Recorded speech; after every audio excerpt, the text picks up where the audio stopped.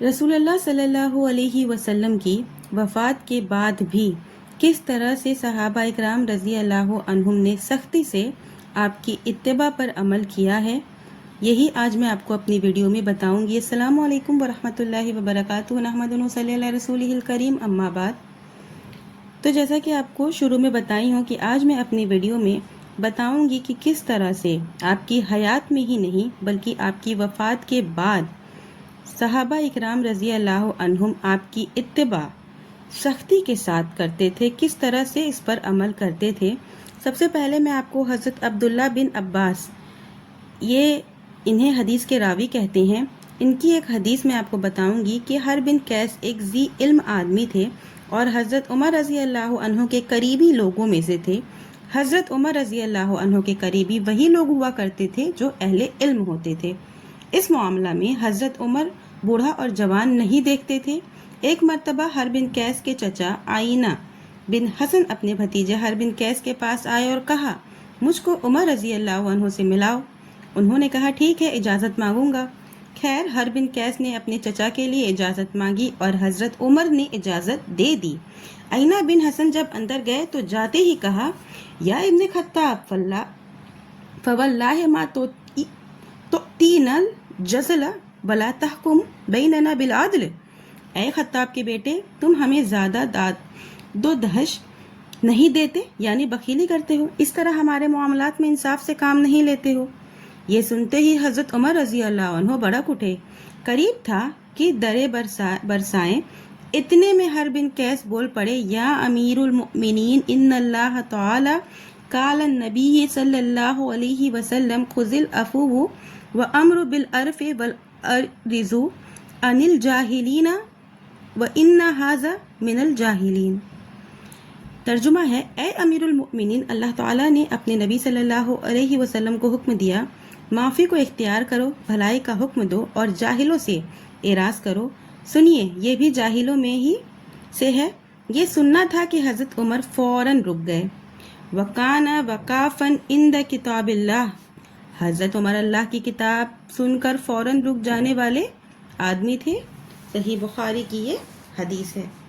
آپ جانتے ہیں کہ حضرت عمر رضی اللہ عنہ حاکم بھی وقت اور خلیفہ المسلمین تھے، لیکن اتباع سنت کا جذبہ دیکھیے کہ ایک ایسا شخص جو ہر اعتبار سے ان سے کمتر ہے، اس نے ایک آیت سنائی اور حضرت عمر رضی اللہ عنہ کا اٹھا ہوا ہاتھ رک گیا۔ آج ہمارے وزراء، عمرہ، حکام، نظام اور صدروں میں بھی اسی اطاعت و فرما برداری اور اتباع سنت کا جذبہ ہونا چاہیے۔ آج ہمارے ہاتھ میں حکومت کی باغ دوڑ نہیں ہے، اس لیے ہماری فکر کی کل جو لائنگا ہمارے ادارے ہیں، ہر سال ہزاروں کی تعداد میں علماء اور فضلاء فارغ ہو کر ہمارے اداروں سے باہر جاتے ہیں۔ مسجدیں ترس رہی ہیں لیکن کام کے خطیب اور امام نہیں ملتے، ادارے ترس رہے ہیں، اچھے استاد نہیں ملتے، صحافت کا میدان خالی ہو گیا ہے، اچھے صحافی نہیں ملتے۔ کون ایسی جگہ ہے جہاں اچھے افراد کی ضرورت نہ ہو؟ اس سے بہتات کے زمانے میں یہ قلت رجال کیوں ہے؟ ہمارے دینی اداروں کے ذمہ عموماً ایسے لوگوں کے ہاتھ میں چلی جاتی ہے جو توڑ جوڑ کے ماہر ہوتے ہیں اور دینی اداروں کو دنیا داری کے ترازو سے تولتے ہیں۔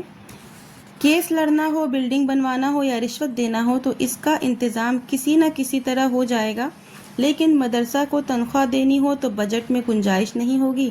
سوچنا چاہیے، ایک ہی ادارے میں کوئی 30,000 پا رہا ہے، کوئی 2,000 پا رہا ہے، دونوں کے کام اور صلاحیت کا معاوضہ نہ کر دیا جائے تو معاملہ الٹا اور زمین آسمان کا فرق ملے گا۔ تو میرے پیاری سوشل میڈیا فیملی، توجہ اور تعویل تو سب کی غلط یا صحیح کی جا سکتی ہے، لیکن مروت، اخوت، حقیقت، اخلاق اور جذبہ دین بھی تو کوئی چیز ہے۔ ہماری صلاحیت اور محنت کیوں ضائع ہو رہی ہے؟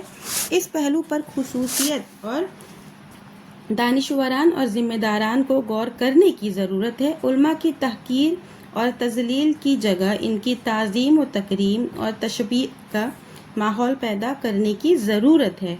میری پیاری سوشل میڈیا فیملی، قرآن و حدیث علماء ہی سناتے ہیں قرآن و حدیث کو مقدم رکھیے اور استطاعت بھر اس پر عمل کیجیے۔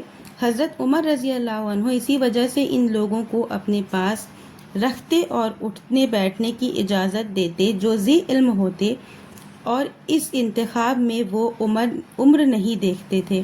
اگرچہ بچہ ہو لیکن قرآن و حدیث کا عالم ہے تو حضرت عمر کی مجلس مشاورت اور وزارت کا ایک ممبر ہوتا تھا۔ حضرت عبداللہ بن عباس رضی اللہ عنہ انہی کم سن ممبروں میں سے ایک ممبر تھے۔ آپ جانتے ہیں کہ حضرت عمر رضی اللہ عنہ جیسا عادل حاکم دنیا کی آنکھ نے نہیں دیکھا۔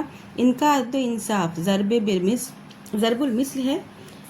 ان کے عدل کی کسوٹی پر اگر ان کا بیٹا عبداللہ بھی سزا کا مستحق ٹھہرا تو اسے بھی کوڑے لگائے گئے۔